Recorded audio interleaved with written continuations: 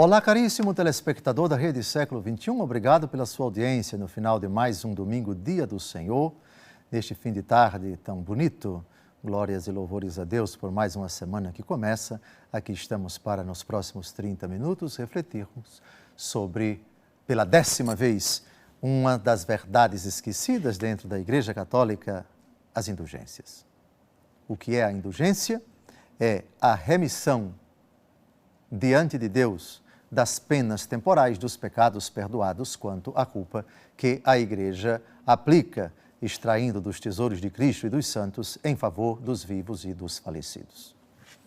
É fundamental, espero, não me canso de recordar que é bíblica a distinção entre quando se comete um pecado, a culpa e a pena. A culpa é a responsabilidade que a pessoa assume diante de Deus pelo pecado cometido. A pena é a obrigação que a pessoa tem de reparar o mal cometido. Zaqueu, vou distribuir metade dos meus bens aos pobres, e se defraudei alguém, vou restituir 4 vezes mais. Zaqueu está arrependido. Só que além do perdão que Cristo lhe concede na sua casa, ele se compromete em reparar o mal cometido. Porque não se resolve o problema de um ladrão diante de Deus, simplesmente que o ladrão pedindo perdão a Deus. Senhor, me perdoe por eu ter roubado. Deus, que é rico em misericórdia, se esse perdão for sincero, diz: eu te perdoo, mas tinha alguma coisa faltando. Se estás para trazer a oferta ao altar, diz Jesus, e te lembrares de que teu irmão tem algo contra ti, deixa a oferta. Vai primeiro reconciliar-te com ele.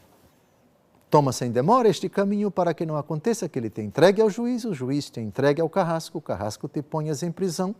Em verdade te digo, de lá não sairás, até que tenhas pago o último centavo. O último centavo. O mal que cometemos nesta vida, temos a obrigação de reparar no tempo, o mal cometido. Independente do arrependimento.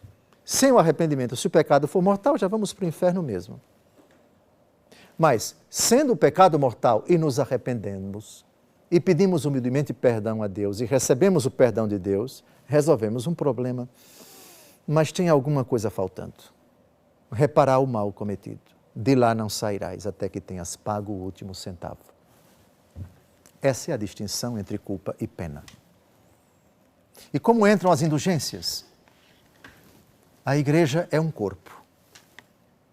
Pela fé e pelo batismo, todos somos membros, ainda que muitos, de um só corpo. 1 Coríntios 12, de 26 a 27, quando um membro se alegra, todos se alegram.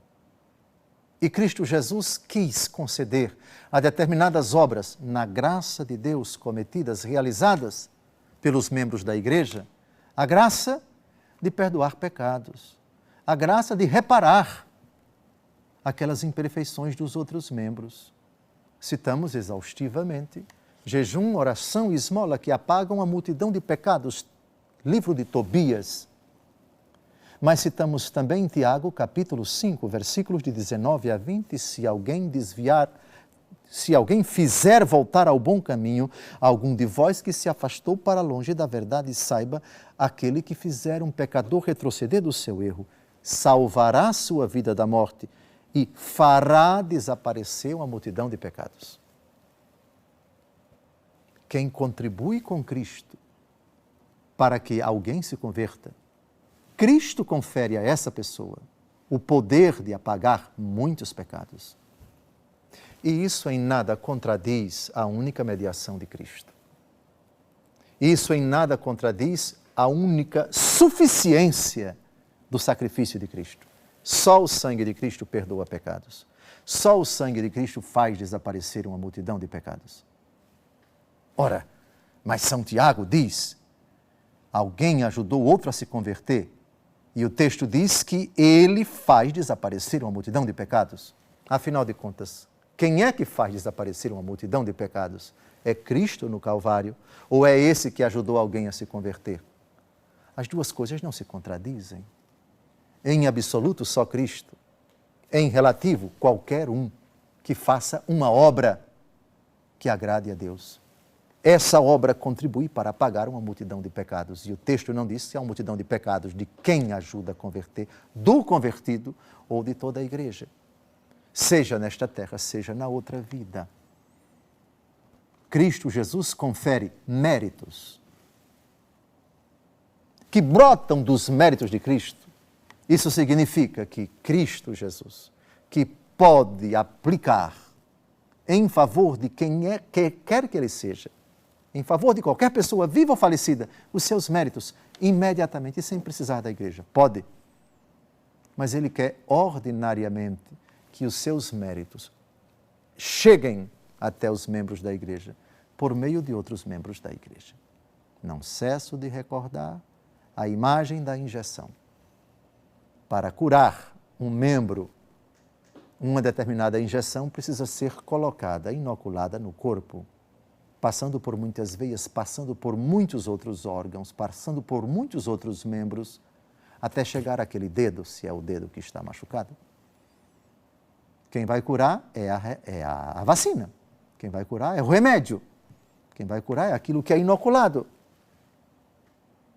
Mas aquilo que é inoculado precisa se utilizar de vários membros para chegar àquele. Nós ajudamos o outro. Nós ajudamos os outros com nossa oração, com nossa mortificação, com nossa caridade. E isso em nada desmerece os méritos de Cristo, porque os méritos de Cristo atuam por meio das obras indulgenciadas, das obras que agradam a Deus. Ou seja, tuas orações subiram a Deus e Deus escutou. Mas o orante que ora junto ao Pai por nós é Cristo. Cristo que não exclui a tua mediação. Há um só mediador entre Deus e os homens, Cristo Jesus, o homem, 1 Timóteo, capítulo 2, versículo 5. Mas essa única mediação de Cristo quer contar com tuas orações, para que tuas orações sejam ouvidas por Cristo e apresentadas ao Pai, e assim essas orações sejam aplicadas em favor dos vivos, em favor dos falecidos. Não somente ajudando-os a converter-se, mas aos convertidos que ainda não expiaram as penas temporais, que elas sejam apagadas, que elas sejam purificadas. Agora vamos a São Paulo VI, no documento Manual das Indulgências, parágrafo 5º. Ele vai explicar o antiquíssimo dogma da comunhão dos santos. Todos estamos unidos. Um ato meritório de um é aplicado em favor dos outros. Ninguém desfruta para si apenas os frutos da ação de Cristo na sua vida quando ele está na santidade. Ninguém ora somente por si. Ninguém jejua e lucra o seu jejum somente para si e para poucos. Ninguém pratica a caridade e lucra dessa prática da caridade apenas para si e para poucos, mas para todos os membros da igreja que estão unidos, uma só fé, um só Senhor, um só batismo. A imagem do corpo, 1 Coríntios, capítulo 12. Vamos a São Paulo VI. É o antiquíssimo dogma da comunhão dos santos, segundo o qual a vida de cada um dos filhos de Deus, em Cristo e por Cristo, se acha unida por admirável laço à vida de todos os outros irmãos cristãos na sobrenatural unidade do corpo místico de Cristo, como numa única pessoa mística. Única pessoa mística, Cristo. Falamos, Saulo, Saulo, por que me persegues? Quem és, Senhor? Eu sou Jesus, a quem tu persegues? Detalhe, Jesus já havia ressuscitado. Jesus não estava mais sujeito à perseguição de ninguém. Mas ao dizer, por que me persegues? Jesus se refere à igreja, como o que a dizer, se você persegue a igreja, você me persegue. Você está perseguindo a mim. A igreja, portanto, é a pessoa mística de Cristo, na feliz expressão de São Paulo VI. a tradição da igreja, sobretudo Pio XII, chama a igreja de corpo místico de Cristo. É uma única pessoa. Os méritos que santificam os membros da igreja são os méritos de Cristo, cabeça. Os favores procedem de Cristo, cabeça. E aquilo que a cabeça oferece em favor de todos os membros, tanto pode chegar aos membros imediatamente sem precisar dos outros membros, como de forma imediata. Isto é, os méritos de Cristo são aplicados a quem necessita. Também quando os membros de Cristo, santos, na amizade com Ele, em estado de graça, em certas condições, em certas exigências, rezam, praticam a caridade e fazem penitência, oração, jejum e esmola.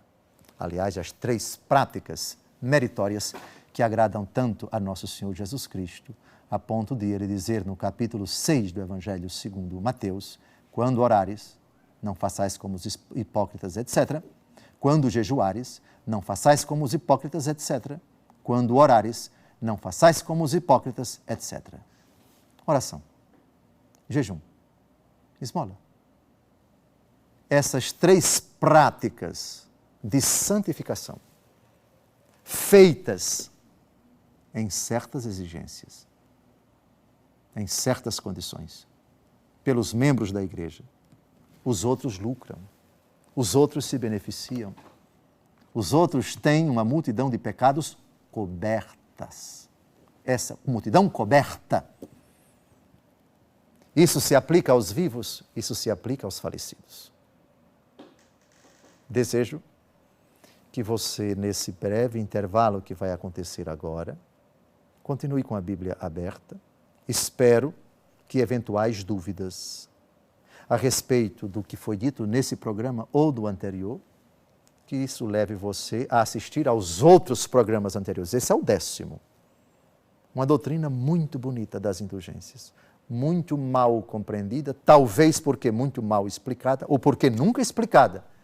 As indulgências têm completa fundamentação bíblica. Não saia daí. Daqui a pouco nós retornamos para, com São Paulo VI, dar continuidade a esse estudo maravilhoso das indulgências. Até logo mais.